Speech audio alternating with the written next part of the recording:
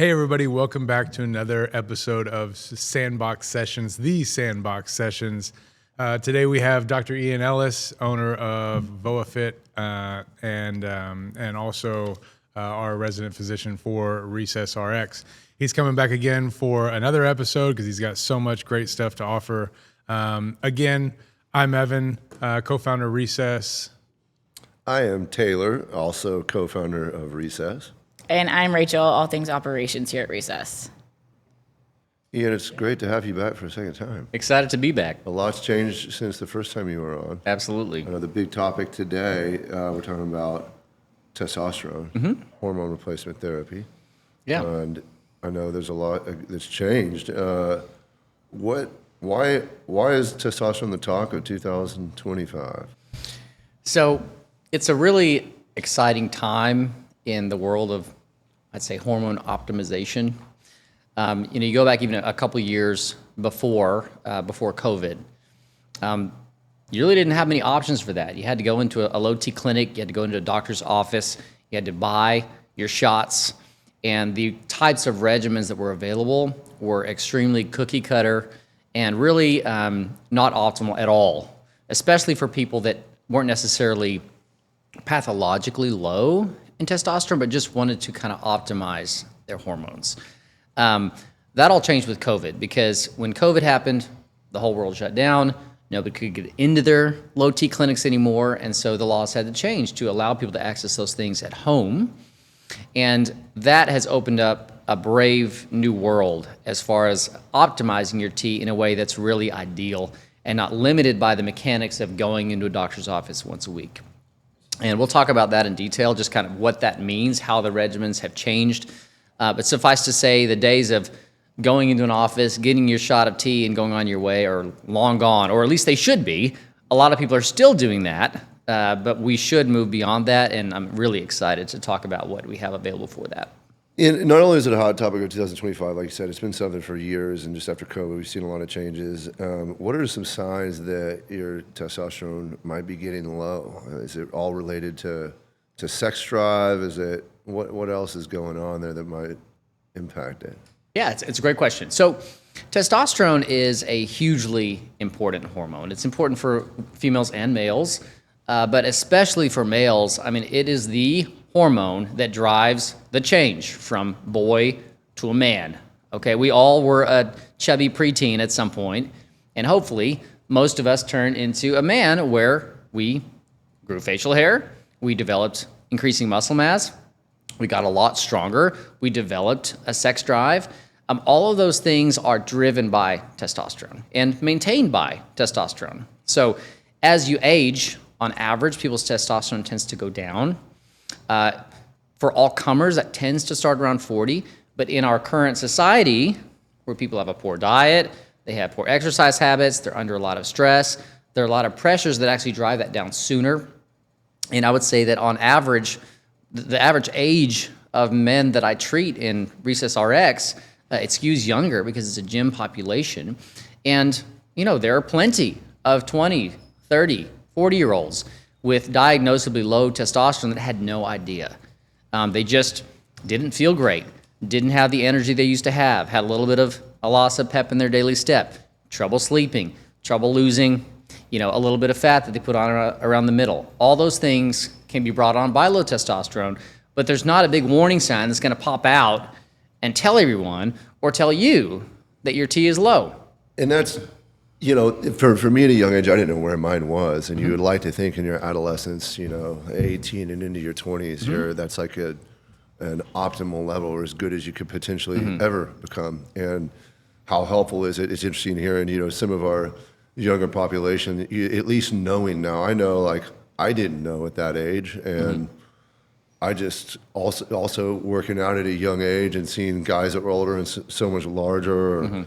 What are they doing? And steroids is always the thing that came up. And then, you start goofing around with it and not wanting to tell your physician. I didn't know what my labs were. I didn't know what my number was at that point. I desperately wish I could go back in time so much and just establish at 18, 19, or 20, hey, here's what your testosterone levels are. But like you said, why would you even check that? What's the importance? And my answer, with the limited knowledge that I have, and please, ping pong back here is, if I knew the number then, maybe I found out it was low. But what if it was, I don't know, 700? Yeah, that would be a great number to know, as I'm now 41, and I would at least know, well, when I was really crushing it before I started messing with anything, like that was the number. Sure. And then you could have something to base it off of at that time. So another interesting point is, the normal range for a lab value is based on the average of the population. Okay, 2 standard deviations from the mean. That's what kind of establishes the normal range. Well, the normal range for testosterone has changed because average population testosterone levels have cratered since the 1910s, 20s, 30s, 40s. The average testosterone is probably around half to 3/4 of what it used to be. And so those reference ranges have changed, but just because you're normal at a level of 400, which is in the 10th, maybe 20th percentile, well, you compare it to the population before the modern Western diet, before all the chemicals and pesticides and pharmaceuticals that we ingest on an everyday basis, before the sedentary lifestyles and everything we do, that probably would have been pathologically low back then. Well, now we've adapted as a population, not in a good way. You look at a level of 400 and you go, well, that's fine. You go to your primary care doctor and say, hey, what about my T? It says, it's in the normal range, and then you're out the door. But that leaves so much meat on the bone in terms of you can really optimize your testosterone to maximize your gains and your physiologic potential. And that has nothing to do with the normal range. Every body has a level at which they'll perform optimally. And just being normal doesn't necessarily mean that you're there. And the way the Western, medical field is set up, it's designed to treat disease. So most doctors won't touch you if you're in the normal range. Okay, you might even be 300, which is at the very bottom of normal. And they would say, well, I'm not sure if a shot of tea is worth it for you because maybe the risks outweigh the benefits. Well, I'm really glad that you brought up the normal range versus optimizing, because HRT clinics wouldn't touch you for forever. And I had a friend kind of explain it to me in a similar way, that it's kind of based on your average American who's not very healthy, and it's from like a insurance and pharmaceutical standpoint. It's more on risk management. Like, are you at risk for disease? That's what establishes that baseline range. And I think all of our listeners are people, even if they're not a bodybuilder or an athlete, are people that want to be optimal and be functioning at a high, healthy level. And obviously that looks completely different for everybody. But I think it makes it extra important to have the FaceTime and the extra care, because one person's optimal range is someone else's nightmare too. Well, and to throw these clinics a bone, okay, they were cautious like that and still are for a good reason. The reason is the standard regimen that you get when you go into a low T clinic has significant risks. If you get a giant shot of testosterone once a week, your levels spike up to perhaps 2, 3, 4 times normal for a day or two, and then they kind of come down to where that average is that they're shooting for. Well, that has significant risk. Okay, that's where the risk profile comes with testosterone. And so to get to an average level of 800, which is optimal, doing a once-a-week injection in a clinic, the dose you have to be on is so high that it actually is risky. Okay, for blood clots, for your hemoglobin being driven up, for having estrogen-related side effects, okay? And so that's a function of the way that they did the dosing, okay, and the standard regimen, which meant that the risk-benefit, taking a guy who has normal but low T and treating them with a suboptimal regimen, the risk-benefit isn't there. In fact, you take myself back 5 years, okay, before I had some of the experience that I have now, I would have said the same thing. Look, you're 25. Why would you increase your risk of blood clots, of potentially having other issues down the road just to get your T up a few points, taking T once a week? It didn't make a lot of sense. That's not the case anymore. And we'll talk at length at how kind of a gold standard HRT regimen eliminates or minimizes dramatically those risks and still allows you to get to that average level, but not just an average level, it allows you to get there and stay there every day, which is the big downside to the once a week or twice a week regimen, is you have these wild swings back and forth. Well, that's not physiologic. in a normal body, your testosterone is pretty much the same all the time. And if it's not, anyone who's taken T will tell you, the day after your shot, you're running pretty hot, okay? And then by the end of the week, it's like, well, now I'm running pretty cold. I can tell my levels are getting low. I'm not feeling good anymore. And a better regimen, which is how we do it at Recess RX, solves those problems and makes it safe enough for your average person who doesn't have pathologically low testosterone to optimize it. Speaking of Recess RX, you obviously, I think now we have more HRT clients than we do Yes. anything else, right? Significant number over the last year and a half or so. Are there any trends that you've seen from the clients that have come in through Recess RX as far as testosterone goes, where people are coming in at, what some of the, what's causing that for a lot of people, and then how you're able to correct? Yeah, so it's interesting because it kind of harkens back to what we talked about before. You're not going to have a sign that's waving, I have low T, okay? They all look pretty much normal, maybe a little overweight, maybe not as much muscle mass as they would like to have. Maybe they're working really hard in the gym. They're not seeing the results that they want. But generally speaking, they come in and they're like, yeah, I just don't feel great. I'm not sleeping the way I used to. I don't have the energy I used to. I'm dragging, getting out of bed in the morning. I don't have the sex drive I used to 5-10 years ago. And so they just feel off, and you check their T and they're like, oh my gosh, I'm 35. Why is my testosterone 250? Well, there's a lot of good answers for that, but if you never check, then you'll never know. And you can chalk it up to the wrong things. Well, maybe I'm not sleeping well because of X or Y or Z. Maybe I don't have enough energy because of something else. When it maybe the driver for that is a low hormone, which is an extraordinarily important part of the male physique. I wish I had found our program sooner. It's a great program that we started, and through a lot of my own personal frustration, I've experienced some not cadmium testosterone levels of 9 all the way up to 3,300. And there's different feelings in between those numbers. Absolutely. And I've literally never had my testosterone checked. Yeah. Coming this Tuesday. Okay. I'm getting a check with Recess RX, mobile draw. So I'll let y'all know how that goes. Go ahead. Your But I results feel- are confidential. Yeah, and I mean, I don't care if anybody knows, but it's like, you don't know until you know, and it could be like, you could blame it on all these other things. Like I feel like you were just saying, right? It could be like that you're not sleeping well. It could be that you're not exercising like you should be. It could be that you're mildly depressed and therefore your eating is off and all these things. But all those things could be caused from low T. I was going to say that's kind of the joke of it. If you look up, if you were to Google like natural ways to boost your testosterone, it'll tell you to like lower your stress, to sleep better, to lift weights, and it's all the things that you're having trouble doing because your testosterone is low. And it's also one of those things where I think you don't realize how poorly you feel until you feel so much better, because they are a lot of like general kind of blah symptoms. Like you said, there's no big like red flag happening, and then until you actually do optimize and level out and you're like, wow, this is what normal is supposed to feel like. This is great. A good example that I use with people sometimes is like, okay, let's say you have a performance sports car or even a lawnmower, I don't care, and you put in E85, okay, just the bare minimum. It'll run.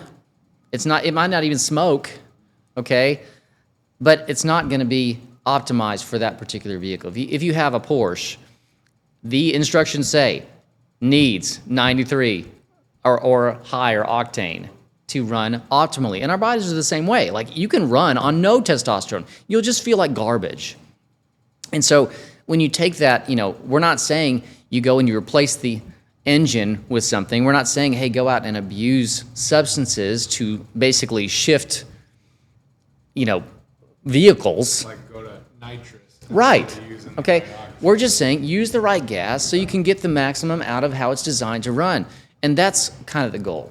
We operate, generally speaking, within physiologic normal.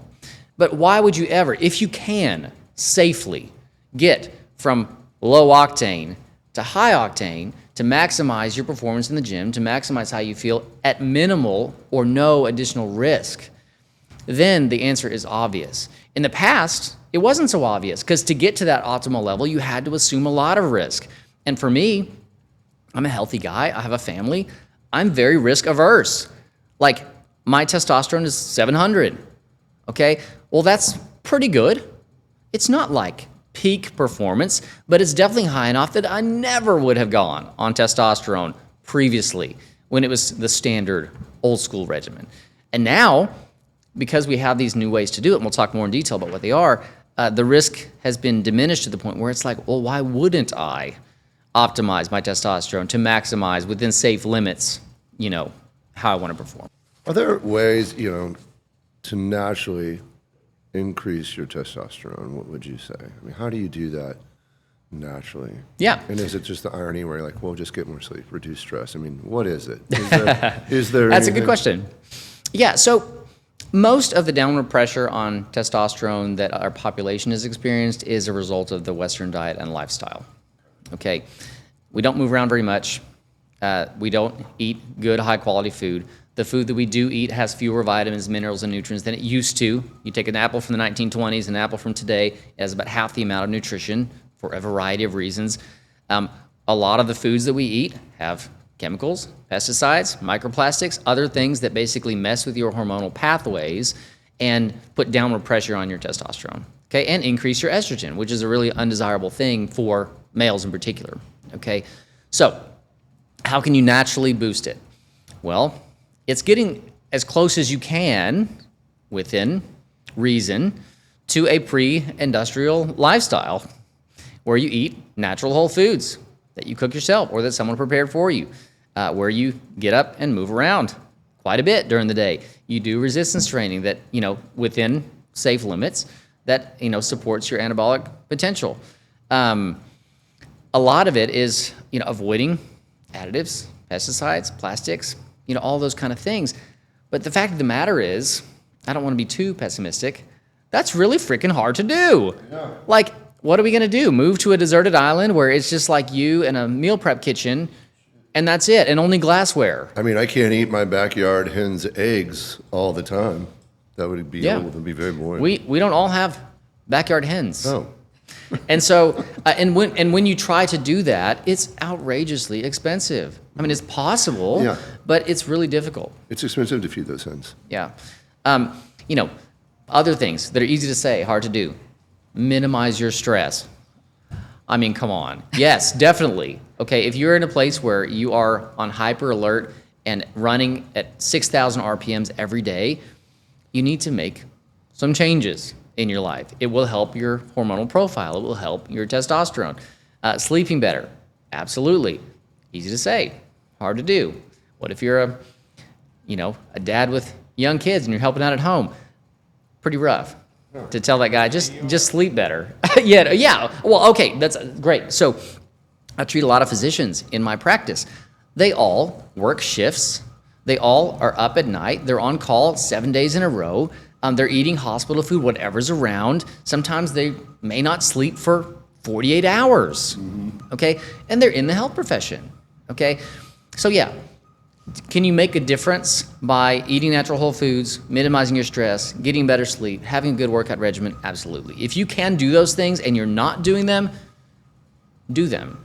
If you are trying and you're doing your best and it's not enough, the good news is we have really good options for you that can kind of bend the curve in your direction to where you can still be optimal, even in a world that's really not optimal at all. Well, I thought I could have, I was like, I don't want to get too political here, but like with things, what other, I was going to ask kind of, since so much of America is on a medication of some kind, like how, are there contraindications? Are there certain medications, that will kind of suppress your testosterone that you may not even be aware of, Obviously birth control is a very common one, and that can be a big one for, I would say,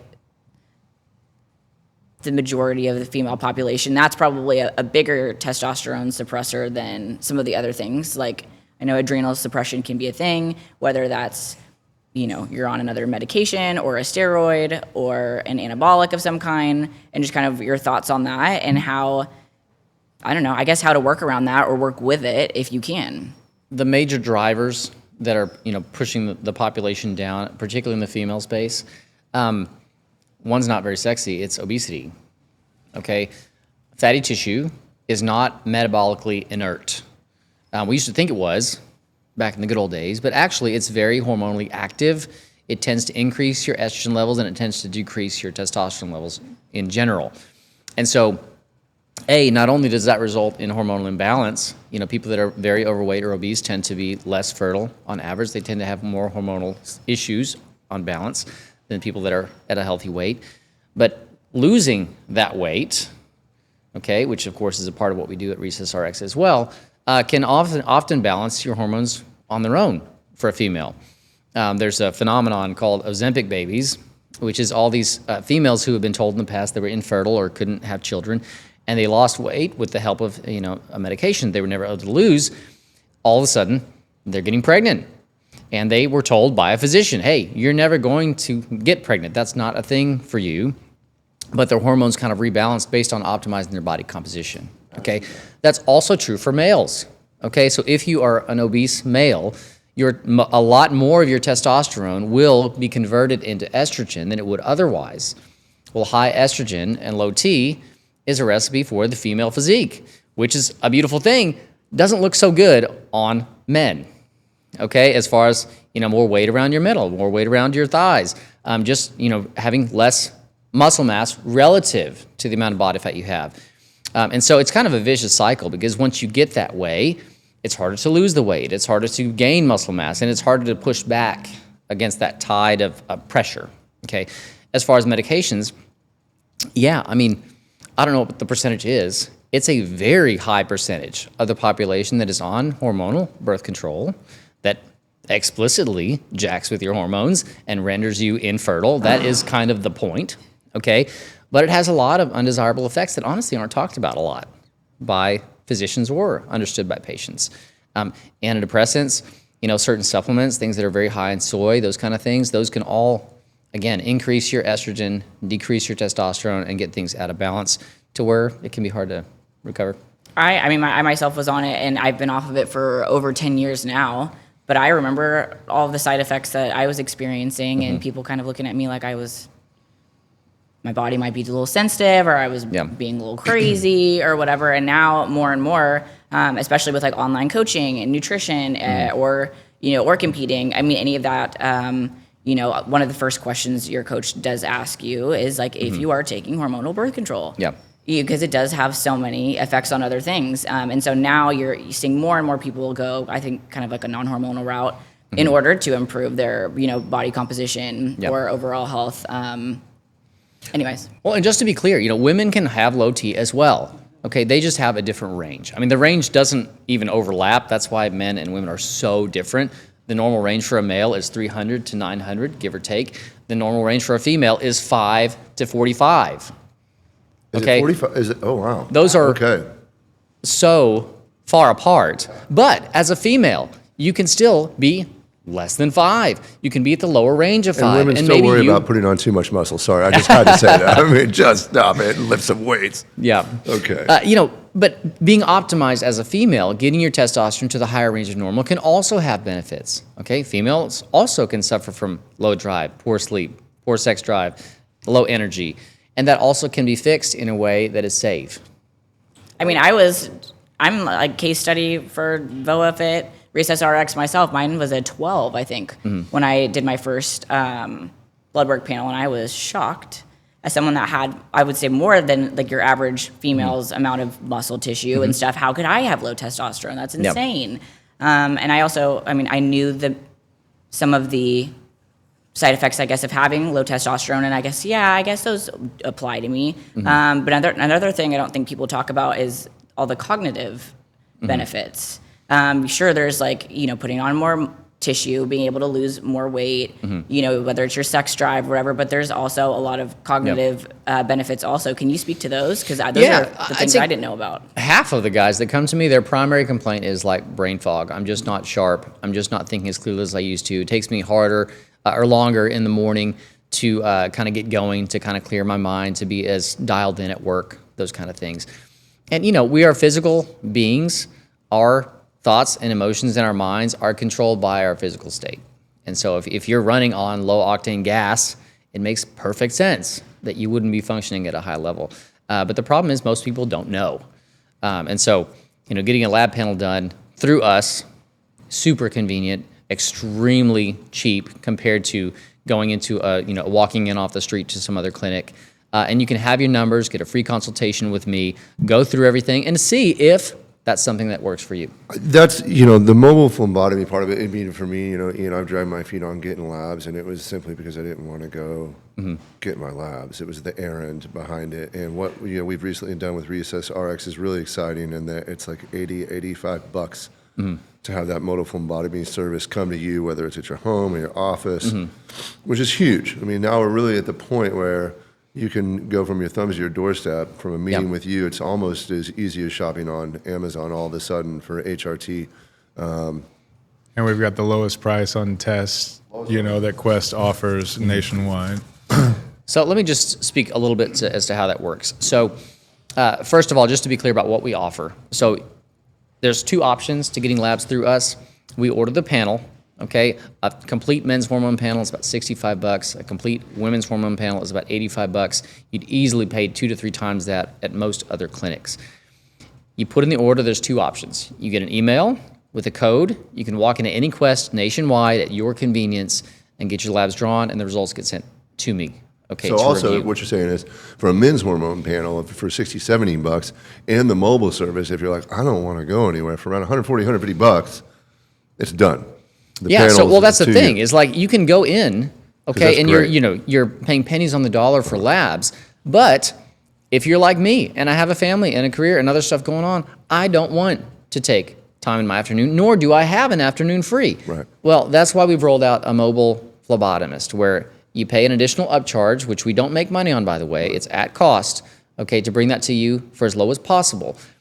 We put in that order. They call you at your home phone number or on your cell, set up a time and a place for you. So they could come here to this gym. They could go to your house, whenever is the most convenient for you. And then you're still paying less than you would pay for just the standard panel. Why would you even go to an HRT clinic? I mean, what?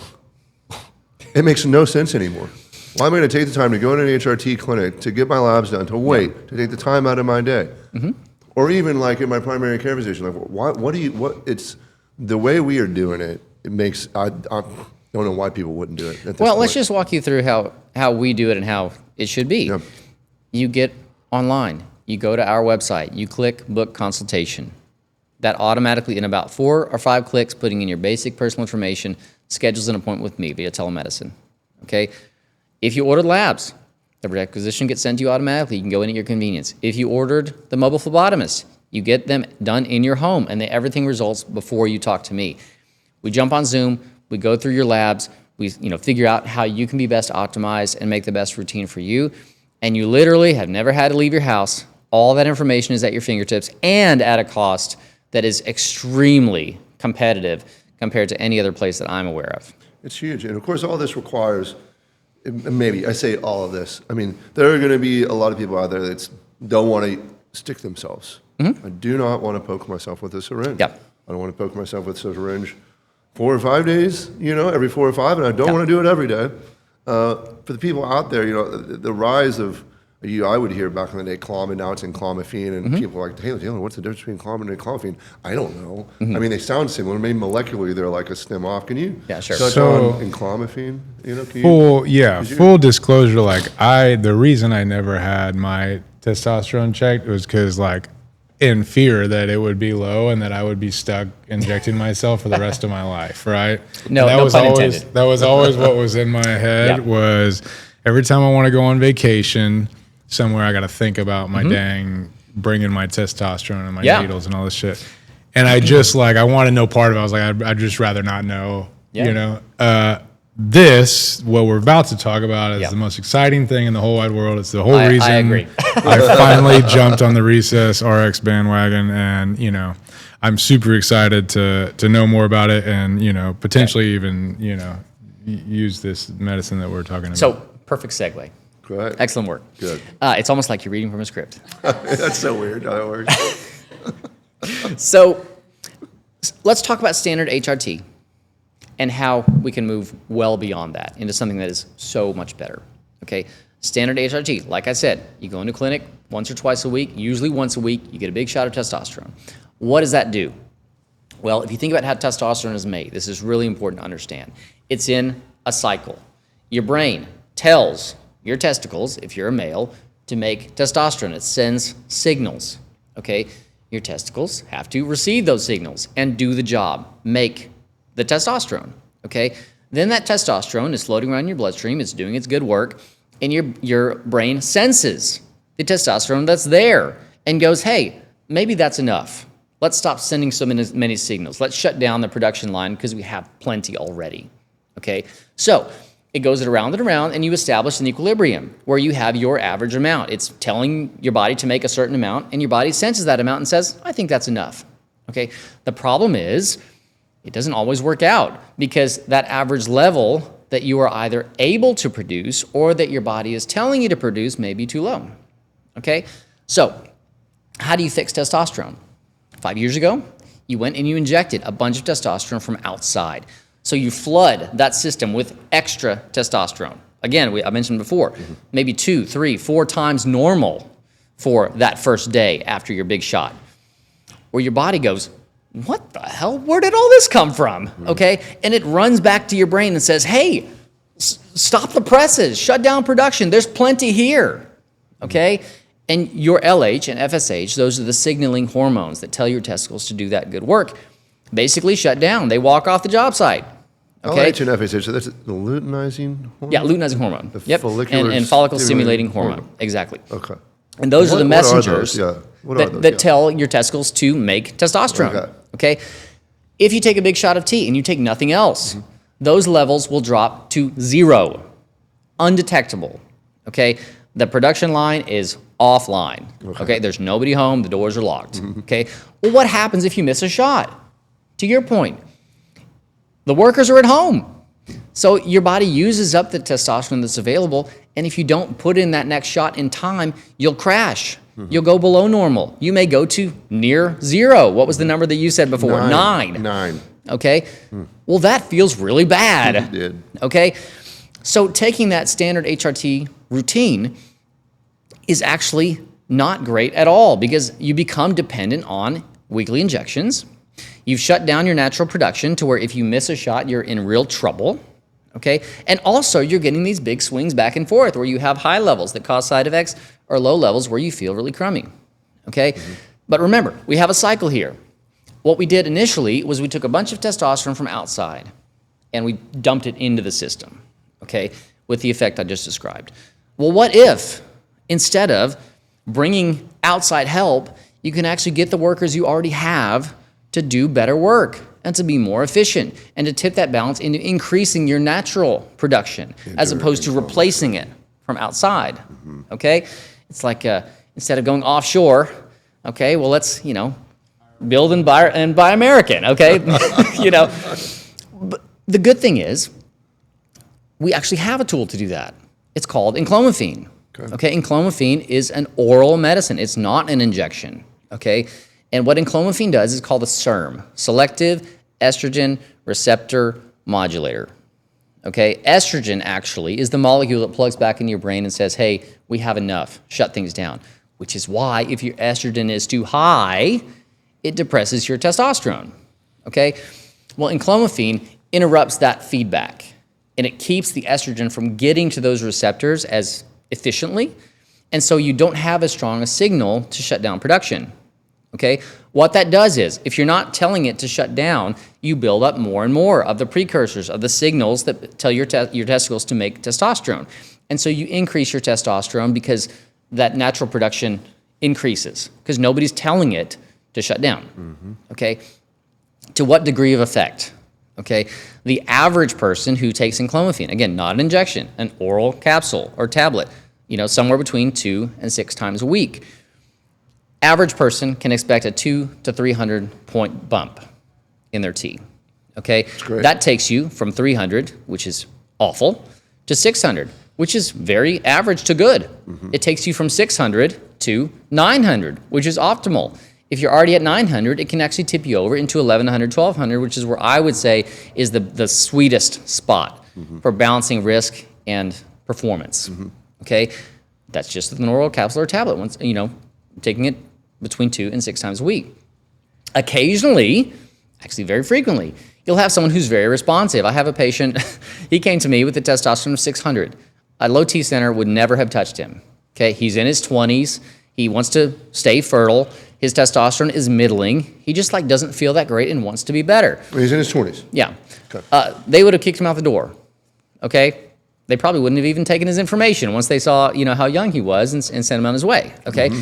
Well, he came to me and I said, look, you want to have kids someday? Yeah, I do. Okay, well, it's non-negotiable. We need to maintain your fertility. We have to keep these things online. Your T is 600. Where do you want it to be? Well, 900 to 1,000, kind of optimal.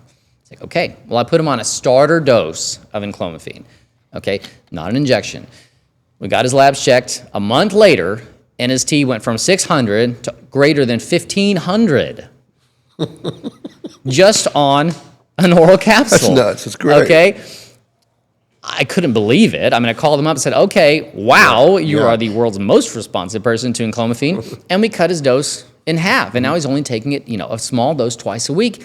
And he's, at or above 1,000, which is amazing. It's doing great. Okay, that's an ideal level without ever committing yourself to taking shots. Well, what if you stop taking enclomiphene? Because you've supported your natural production, you don't crash. You will probably return gradually to your baseline, but that's a world of difference than being dependent on that shot to keep your levels from being 9. Okay, so now why don't low T clinics offer enclomiphene? Because it would put them out of business. Okay, low T clinics function on a model of selling a shot. You come in, you pay your money, you get your testosterone, you go home. If they're just prescribing enclomiphene, there's no that you can take it home, that whole model dissolves. And so, my practice manager, he used to work for a testosterone clinic. And what he told me, we were just talking about last week, they would have lost their job if they mentioned enclomiphene to a patient because it's that effective, but it doesn't fit their model. Okay, well, they come in, they're going to steer you towards injectable testosterone, probably on its own, because obviously you get a dependent patient. Yeah, it makes sense. Okay, you follow the money, and that's not. We all do that. We all maximize our return in our investments. If someone's running that business, it only makes good business sense to have customers that need to come back to you every week for a shot. But it's not necessarily what's in the best interest of the patient. Yeah.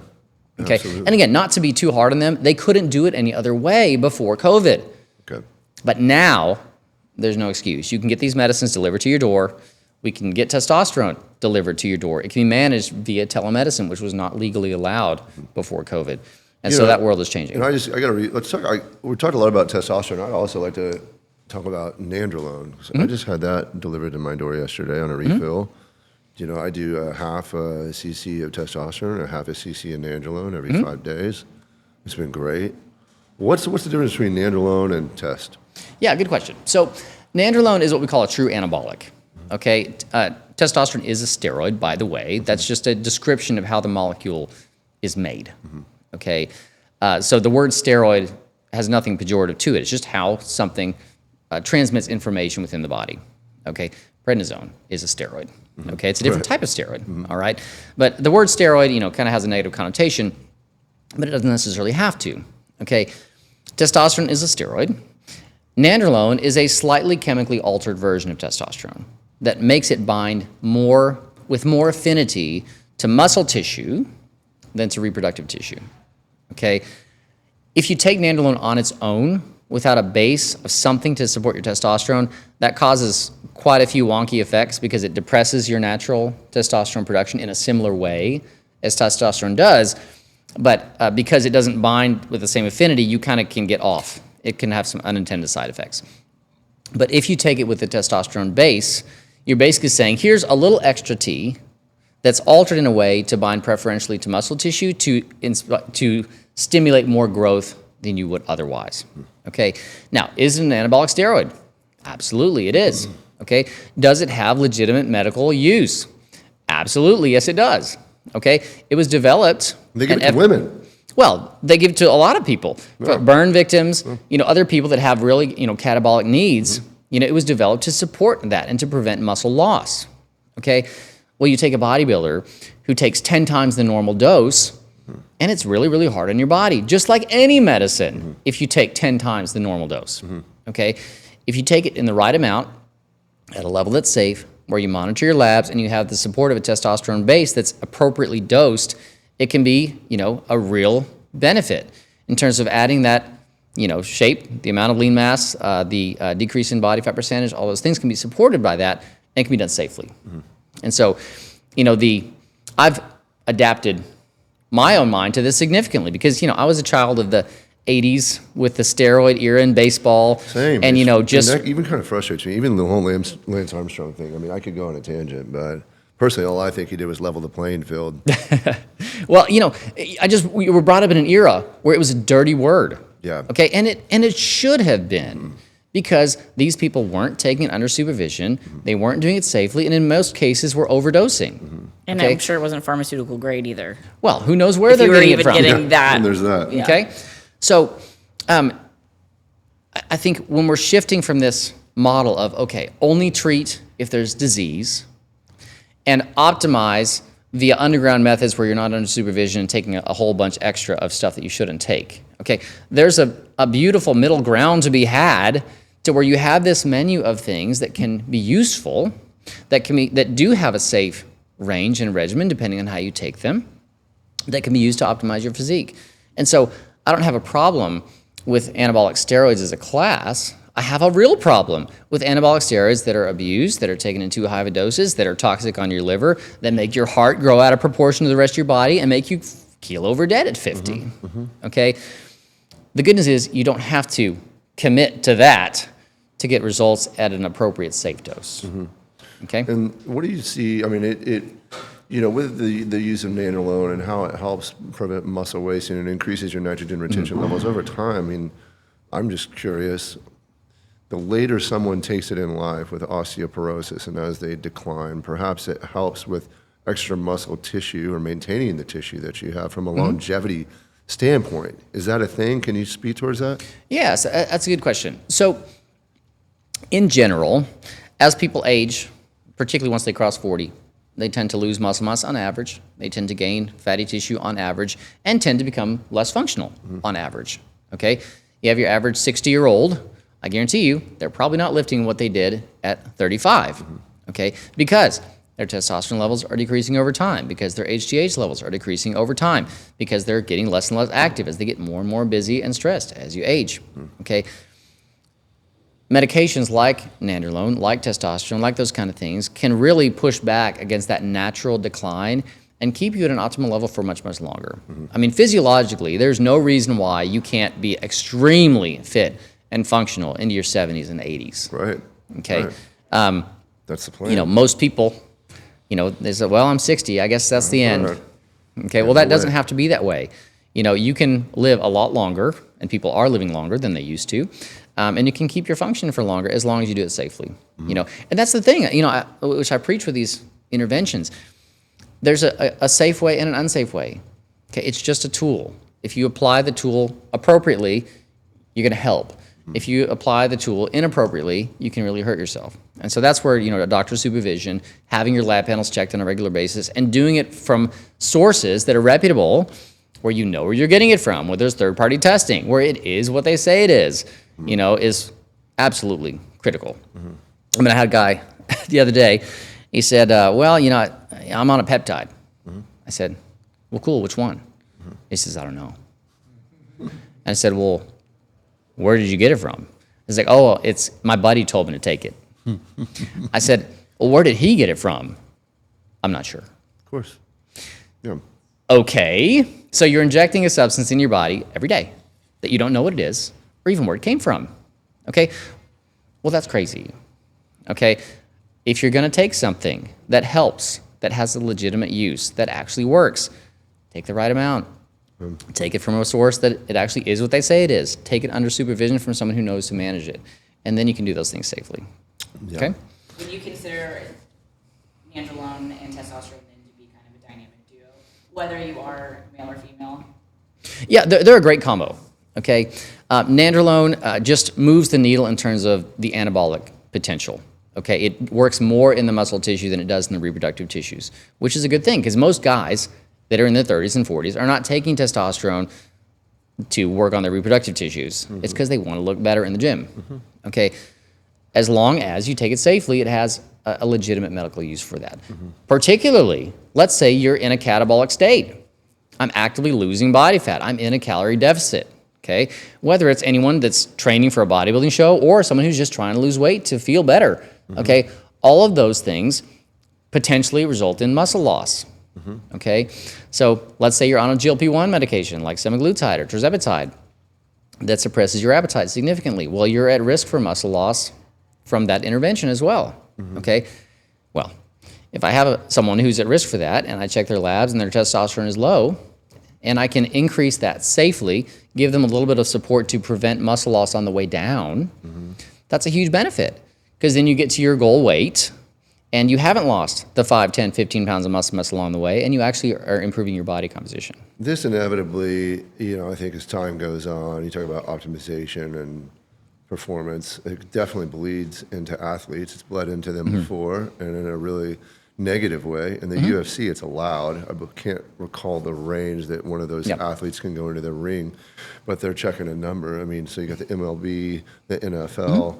You've had some abuse in those areas before, which is obviously really frustrating. I brought up the Lance Armstrong example earlier. Well, the guy had testicular cancer. Maybe he couldn't produce as much testosterone. I have limited knowledge on the event, but something tells me he was taking testosterone to get back to where he would have otherwise been. And he was winning races before that. I say all that because I'm, I don't have some kind of crystal ball. I wonder if professional sports get to the point where they're saying like, yes, you can optimize, and we need to see the lab work right before the game. We're going to take the blood on the athletes, and like, this is the number you got to be under. And it could be 1,100 or 1,200.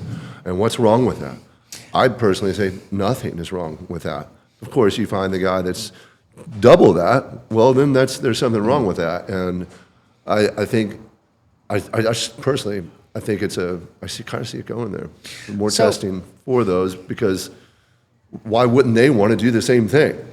So it's really an interesting conversation, I think, because, the ethical and moral issue in sport is totally different than the moral and ethical issues for your everyday gym goer or someone who's just living their life. Because when you're in sport, you run into legitimate issues that you have to discuss in terms of fairness, competition. Does everyone have the same access to the same tools? Okay, is it with Recess RX they do?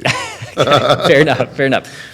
But your everyday person is not a competitive athlete for a sanctioned sport, and so those conditions that kind of label these type of performance-enhancing medications with a pejorative is because they make things unfair.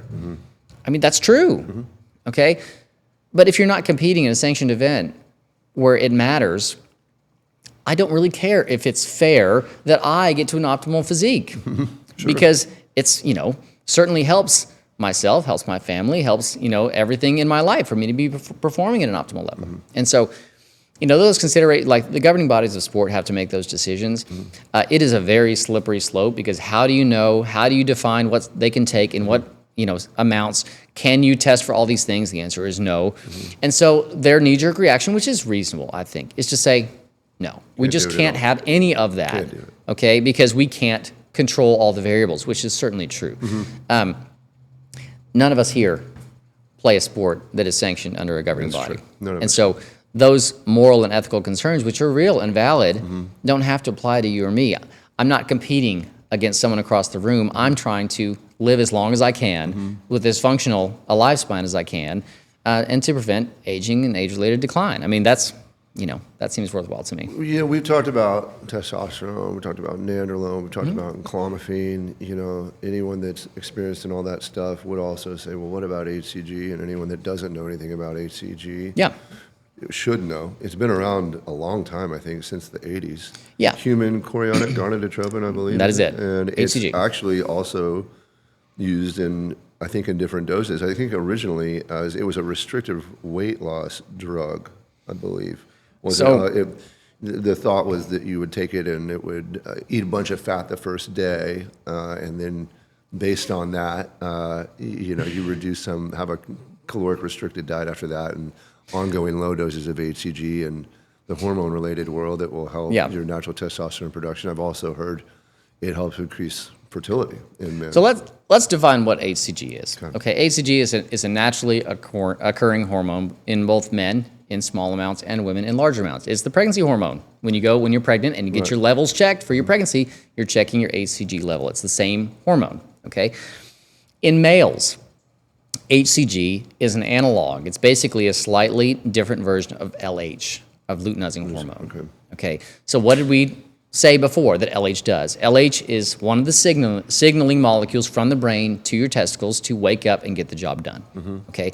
In some people, their brain, for whatever reason, there's a variety of potential causes, can't send enough signals. And let's say you treat them with enclomiphene, and they don't have the ability to increase that production. Okay. There's no workers at the factory. Okay. HCG basically replaces luteinizing hormone and directly stimulates the testicles itself. It says, I don't need the factory. I'm going to come in and I'm going to get the job done. I'm going to make these testicles make testosterone. Okay. So for people that can't increase their precursors enough, it is an invaluable tool because it says, I don't need those precursors anymore. I can directly replace them. Okay. HCG is an injection. Okay. It's water soluble, so it's not in an oil. It can be taken in small amounts just under the skin. Okay, so it's not a particularly onerous injection. But what that does is it, in another way, intervening at a different part of that cycle, it supports your natural production. So enclomiphene and HCG are kind of like, brothers or sisters. One of them, gets more workers to the factory, but if that's not enough, then the HCG can do the job on its own. And they can be used in conjunction? Yes, they can.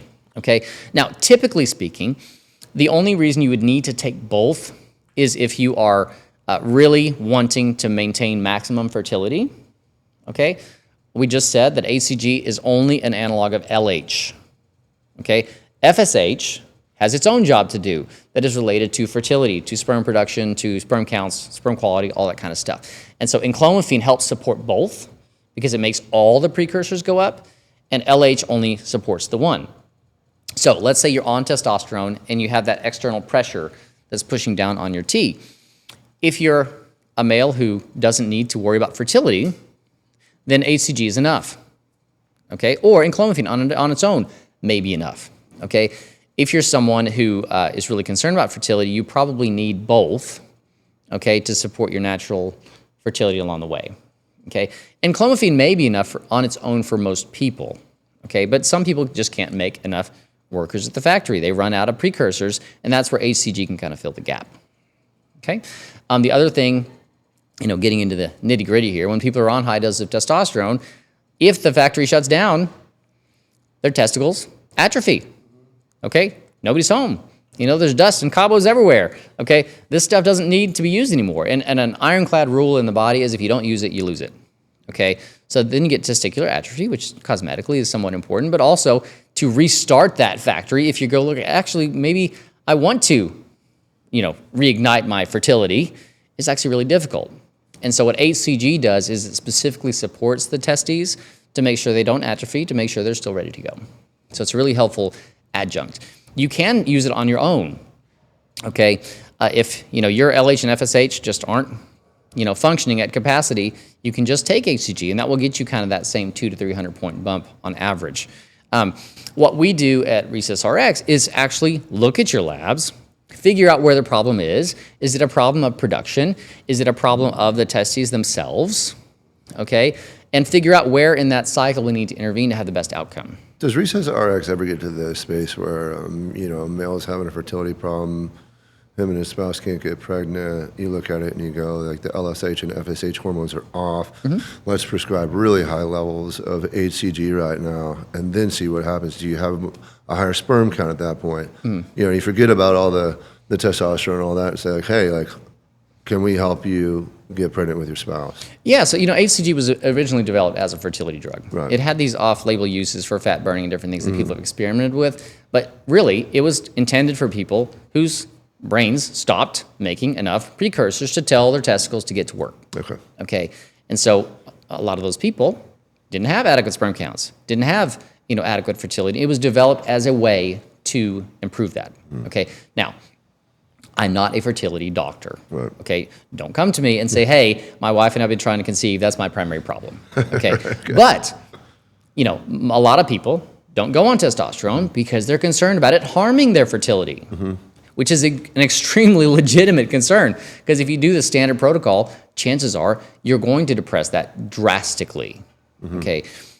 If you do this the right way in a stepwise fashion, okay, just kind of keeping track of where we've gone here, your test is low. Start with enclomiphene, oral capsule, get your levels up 200 to 300 points, potentially much more, okay? Increases fertility, supports natural production. Let's say that doesn't do the trick because those signaling molecules in your brain just doesn't quite get the job done. You can add HCG.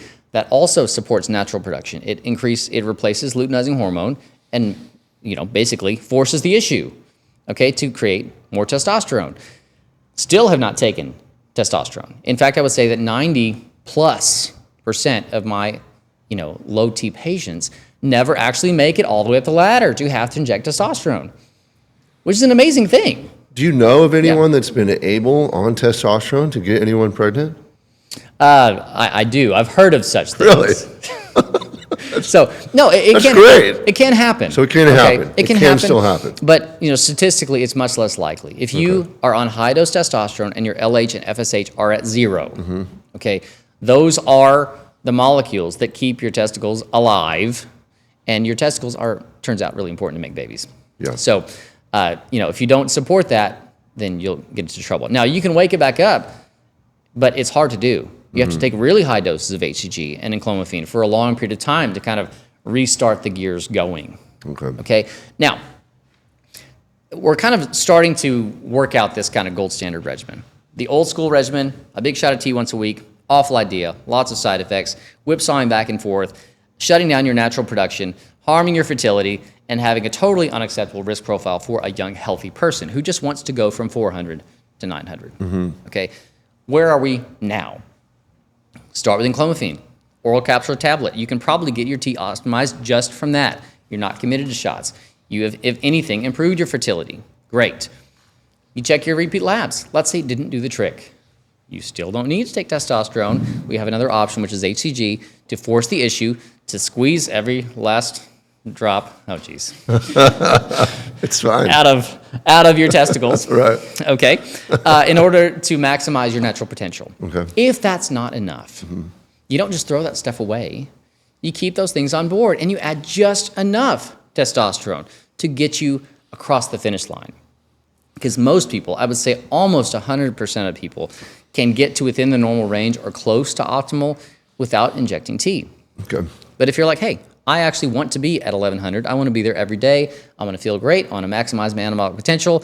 I want to, be in good enough shape to be on the cover of Men's Fitness next month, but I want to do that safely. Well, then you can inject T. Here is the change, okay?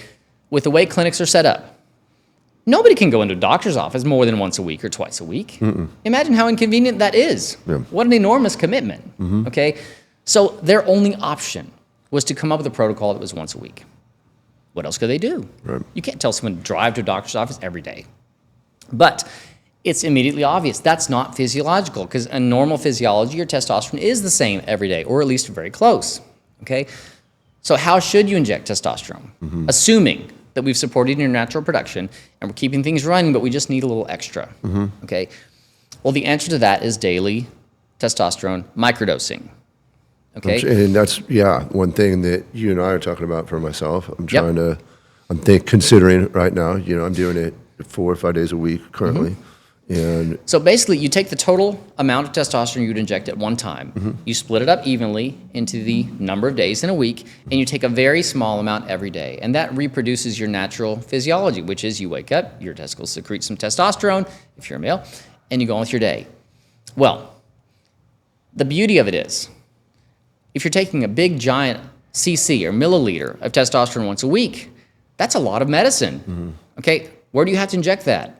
I did it today in my glute. In the muscle. Okay, Yeah. you have to use a big needle.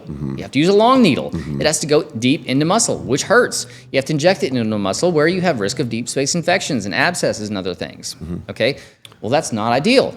I mean, Okay. I personally did. I mean, it doesn't bother me. I kind of look forward to those days. But everyone's different. Yeah, you are certainly different, Yeah, Taylor. I guess so. Okay, but if you take a tiny amount of testosterone every day, now we're talking 0.1, 0.2 cc's max. Now it turns out the absorption between intramuscular and subcutaneous injections is essentially the same. So now you don't have to use a big long needle. You don't have to hide it deep in a muscle. You can do a subcutaneous injection with an insulin syringe, which is a tiny needle. It barely hurts. It's easy to do. Okay? Now, the mechanics of, the one hurdle, which is reasonable, is, but that's a lot of shots. Like, that's just a lot of syringes. That's a lot of things to draw up. That's a lot of things to do and keep track of. Okay? Well, that's a process problem that actually has really good solutions. And I'm going to give a shout out to my favorite Etsy store of the moment, This is great. which is is great. Printed N Layers. And we'll have maybe the link in the show notes Yeah, or something. definitely. Okay. This is the camera's over there. This is a little box that some genius person made on Etsy. This is 3D printed. Yeah. She made the design herself. And what it is a little tray It's great. that holds preloaded syringes. Okay. Okay, so this is a 27 gauge insulin syringe. You can draw up and inject testosterone with the same needle. I'm sure you can't zoom in enough with the camera, but the needle's about that long and it's about that thin. That's tiny. Okay, you can pre-draw your week or your whole month of syringes. You put them in a case like this with your alcohol wipes. It's great. It's like this cover multivitamins for, multivitamin container, and people do that all the time. It has a little lock Every to day. it. Okay, this is a brilliant piece of equipment here. But you preload your syringes, and then literally it's like brushing your teeth. You get up, you brush your teeth, you swipe your skin, you inject anywhere you like. You can go round robin. Doesn't have to be in the same place every time because it just has to be under the skin and go on with your day. We tested I have the to- fill time. Sorry, Rachel, go ahead. I was gonna say I can speak to that too as someone who's such a baby about anything intramuscular. I'm always just like, someone else do it. I can't look. But I have no problem pinching some fat and using an insulin syringe so tiny you could use it on a kitten. Yeah. You don't even feel it because I'm the biggest baby about needles. Yeah. But I also feel like I've had such better results. I was Yeah. working with an HRT clinic at first and it was doing one big shot, Yes. intramuscular, and then, moved to daily shots. And yeah, it's a little bit of a commitment, but also it doesn't hurt. It's such a tiny amount at a time. And I feel like I'm like a Recess RX success story in itself. I had lost 15 pounds, but I'd gained 5 pounds of lean tissue and lost 5% body fat. Yeah. And I feel like that's like a dream recomp right there. It came Absolutely. to you after being someone like in the fitness space, Yeah. having like a tough personal time and being like, listen, I know how to do this, but like I just need some help. Yeah. But I'm someone that does the whole daily thing with the tiniest little thing, and I'm the biggest baby out there. Yeah. So if I can do it, you can do it. Well, and like I said, it's really a process problem. If you can make it easy and convenient to do. The Yeah. fill time on one of those was 15 seconds, wasn't it?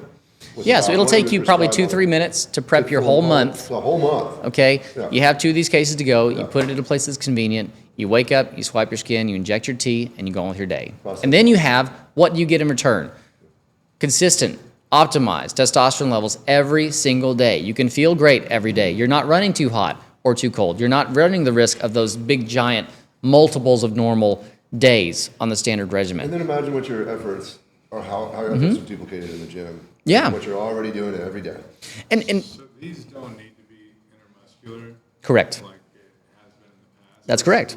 The only reason why testosterone is intramuscular is because it's a vestige of the standard regimen. If you take it once a week and you have to take a CC, you can't inject that under the skin. It's too much volume to just be under the skin. You have to hide it in the muscle. Okay? That's how it was done. I've Yeah. done it The both- absorption is both the same. ways. Yeah, I've done And so it like both ways. peptides, for example, that are water-based that you take a small amounts, those are all, subcutaneous. There's no difference really in absorption. It's just a matter of how much volume are you putting in. I wouldn't want to inject a cc of a water-soluble peptide No. under the skin. I would put that in the muscle too, but you don't have to. And so just kind of recapping, this whole world is now open to anyone who wants to optimize their testosterone. You can be at 400 and say, I want to get to 800 every day and feel and look great and perform at my best. And not leave your house and not crater your natural production and not sacrifice your fertility and not run the risk of significant side effects from the standard regimen. So why wouldn't you do it? It's a great question. And what's funny is, I've been hoisted on my own petard on this because for so long, because my tea was... I got to interject because I Go ahead. remember, Yep, rewind. I remember this. Yes. And I was abusing anabolic steroids at the time. I have done it in the past, surprise. And part of the reason that we were able to get this program together, we were standing in your amazing gym in your home, and I was training you, and you had some kind of formula because you had seen my InBody. We knew your body. You had some kind of formula that would indicate skeletal mass against lean body mass, and that would potentially indicate that you had done something to enhance more than your body would allow. Yep. And I remember that moment, and I was just exchanging a look. Yeah, there's a lot of looks like that in the fitness industry. It's like, I know. We're just not going to talk about it. Yeah, right. And then fast forward, I don't know, 5 or 6 years, and here we are. Yep. What a great program. And like I said, I've run out of reasons to not do it myself, which is a real testament. That's huge, to the protocol, because I am very risk averse. There is almost no degree of risk that I find acceptable in this space because I look fine, I feel fine, I'm not deficient, my testosterone is good, and yet there is a means with, again, just taking 12.5 milligrams of enclomiphene twice a week. That's not a big commitment. That's not a huge cost. And I can move that needle from 700 to 900, which is just, again, amping up the octane of the gas you're working with. We all work super hard in the gym. Why would you ever not get the maximal results for your physiology? If someone's at 400 and they're working as hard as they can, they will see some results, but probably not as much as they would if they were optimized. And what a benefit to the people that work with personal trainers that have been frustrated. I mean, anyone, but it's so much more beneficial for the personal trainer. I know there's been different things that have come out in the past where the personal trainers get scared of, oh my gosh, it's actually going to help you benefit your client so much more. So we don't have time to jump into the weeds too much on other peptides, but HGH, right, it's the exact same conversation. In the past, a lot of people would take external HGH, you pour it into the system, shuts down your natural production, get dependent on exogenous HGH, and take it in high amounts and abuse it. Okay, there are peptides now that work extremely well to support your natural HGH production. That's ipamorelin, CJC1295, tesamorelin. All those medications work within your natural HGH cycle, which is very similar to the testosterone cycle, to optimize your natural HGH. The levels of IGF-1, which is a surrogate marker for HGH, range from 100 to 300, give or take. If you get your HGH checked and it's 150, that's not diseased. You go to a primary care doctor and they'll say, oh, your HGH is normal, but it's not 300. It's not optimal. It's not at 99th percentile. And we also don't have to get it to 500 or 800 or 1,000 or whatever level would actually be dangerous. So that's kind of the key in this optimization space is we're not treating disease, although we can in some cases. We're taking normal human physiology and saying this is the range of what works. It doesn't cause undue stress or harm to your body. How can we get you safely from low percentile to high percentile? And that can make a huge difference, and it can be done really safely. Right. I just have to say, this is so fun to talk about with you because I feel like we're on our own. This is the human optimization version of the Magic School Bus, and you're the Recess RX Miss Frizzle. You just it's such a fun way to you paint these pictures in such a easy to understand way, and it's just fun. He's thank you. Friggin' smart, but also knows how to be a human. I literally had a flashback to Magic School Bus while we're sitting here. I was picturing things as you're describing them. Wow, this is so fun. Well, thank you. I'm just sitting here I don't know nothing about nothing, and I'm so this. I feel like I'm, I am a listener right now. I'm just here to gain information, and you do put stuff in such a way that's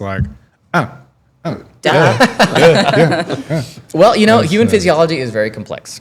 And if you pull out a spreadsheet and start looking at diagrams, Like, even I get overwhelmed with the natural hormonal cycle. And that's even just the male testosterone cycle. You get into female hormones, and I actually just kind of have a seizure.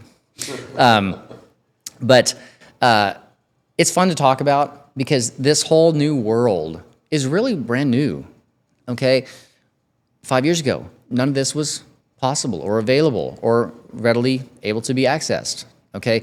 For peptides, which is a whole nother podcast. I'm sure we'll have It you on is. You're soon. going to be a repeat guest Yeah. because there's still so much to cover that Recess RX does. When we talked about testosterone today, there's an app coming out. I don't. Can we talk about that Yeah, at sure. all? Is that okay? Absolutely. Great. So, transitioning to kind of the, past, current, and future. Because this is Recess just cool. I mean, this app is like, you know, everything we're offering is amazing. It's convenient. I mean, this makes everything that you're already doing insanely convenient. Okay. I mean, So the challenge with this space, okay, there's a lot of stuff you can take. Okay, it all has to be dosed very precisely. Some things are taken in the morning. Sometimes they're taken in the evening. They might be taken at different times of day. They might be taken different days of the week. Okay, just the physical complexity of remembering which medicine do I take when, how much do I draw up, where do I inject it, am I due for a refill, am I running out of one and not the other? It actually can really be overwhelming.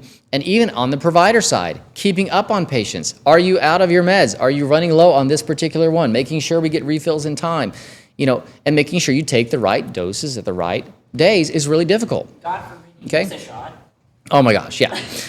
we've solved all of that, though. No. But so, what we're developing is an app that I'm tremendously excited about. And basically, on the provider side, it gives me just reams of data that I can use to help manage your care. Okay, but on the patient side, it is extremely simple. You open the app, it tells you actions for the day. It's today. What is today? It's the 24th. Okay, log your weight or whatever metric that I'm tracking as your physician. Okay, here's your meds. This is the dose you take today. At which time?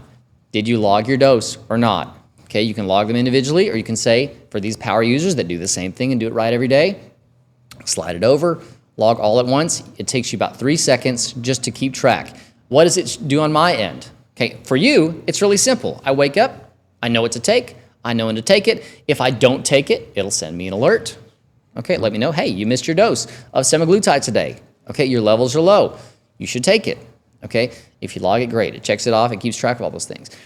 On the provider side, now I have a mechanism if you're actually logging your doses, and we're going to be gamifying this to where you get points and different things for people that engage with the app. That's great.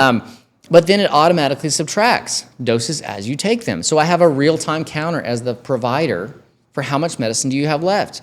That alerts me when you get to 25% of your vial remaining and allows me to get your meds out to you without you having to chase me down and say, Doc, I'm out of meds. That's awesome. I mean, that's really awesome. Yeah. And then the titrating, right?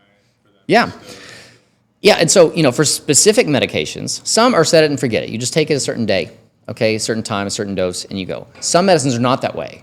Okay, GLP-1 medicines, like semaglutide and tirzepatide, have to be very precisely dosed and don't have a standard dosing interval, or at least they shouldn't. It's personalized, it's individualized.